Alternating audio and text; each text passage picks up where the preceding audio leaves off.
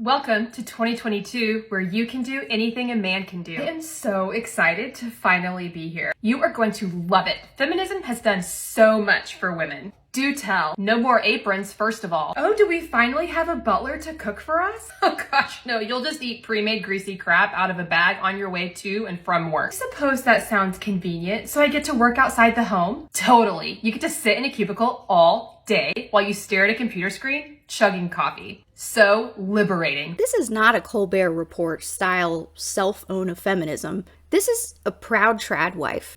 Tradwife? What's that? Well, basically, it's a woman who identifies with traditional gender roles and hierarchy, America in the 50s, what Trump harkens to in Make America Great Again. Get it? It's trumpeted, broadcasted all over social media. And feminists who don't identify with the domestic lifestyle sense an underhanded motive behind its growing social media presence. In addition to being revisionist, I also just want to point out that the timing of this is really suspect, right? Like, this is happening at the same time abortion rights have been rolled back, and that's not a coincidence. Could be. Here's what they think it means. This is part of a broader cultural pacification campaign that is trying to make young women feel better about the fact that their rights have been stripped away. And the idea is that they think if they try to tell this next generation of women who are growing up without reproductive rights that actually it's okay because going back to this time is actually progress, then women won't be so angry and that women won't take as much action. Hey, if you don't know what rights you have, do you strive for them? Keep that in mind throughout the video. The easiest way to change women's perception of their rights is what the Republicans are doing right now, which is find every legal route possible to criminalize abortion, period. And women are facing the physical, mental, and economic consequences of not having reproductive care choices. So yeah, I think the tradwife movement online is a more topical, in-your-face attack by women on women. It's unhealthy, and this lady is actually revealing the real problem without recognizing it. Women are given a false dichotomy. Be a housewife or strain yourself trying to break that mold, because that maintains the patriarchal, capitalistic infrastructure America is and has been. And it is reflected in every aspect of women's lives. We have to ask ourselves, are all women who stay home there because they wanted to be? If they started a family, is mom given any time for self-development? Now, I have no problem with women choosing to be a stay-at-home mom or spouse. Maintaining a stable home and family is a huge responsibility that society chronically underappreciates, and capitalism profits from it. Home management is a job that I think, personally, should be paid. Many stay-at-home moms are such, not out of choice, but from lingering gender role conventions, Republicans now planning families for them, and an unstable jobs market that doesn't pay what people are worth. Our childcare system is crumbling, and what remains of it is overpriced and not provided by employers. So staying home becomes a necessity in many two-parent families. It's a byproduct of an economy that makes you work to survive. And that's if you can even afford a home on one or even two salaries. Which leads to the topic of women in the workplace.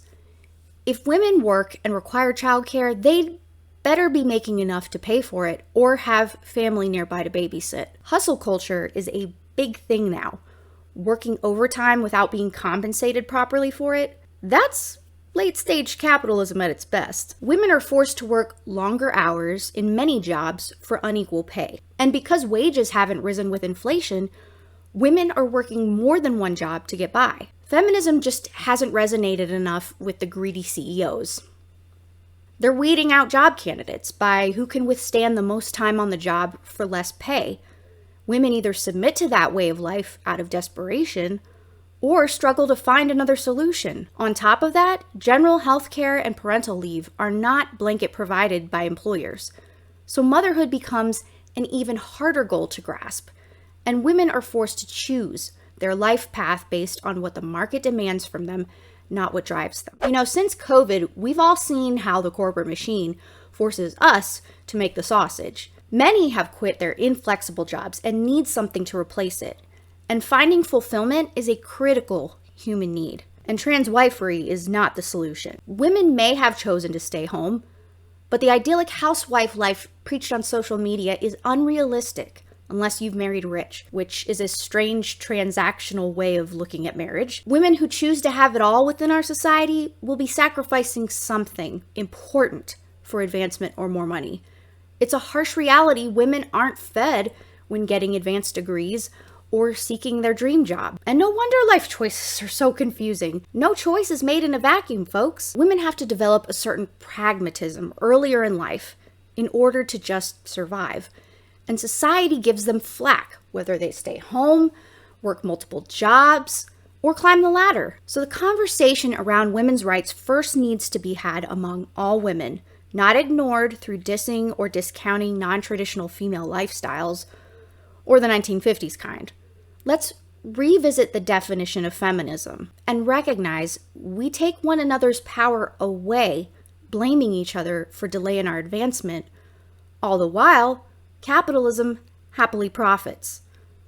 Let's acknowledge that unchecked capitalism creates the haves and have-nots and push for public assistance programs that give women more autonomy, because the government, not the private sector, is meant to help people live better lives.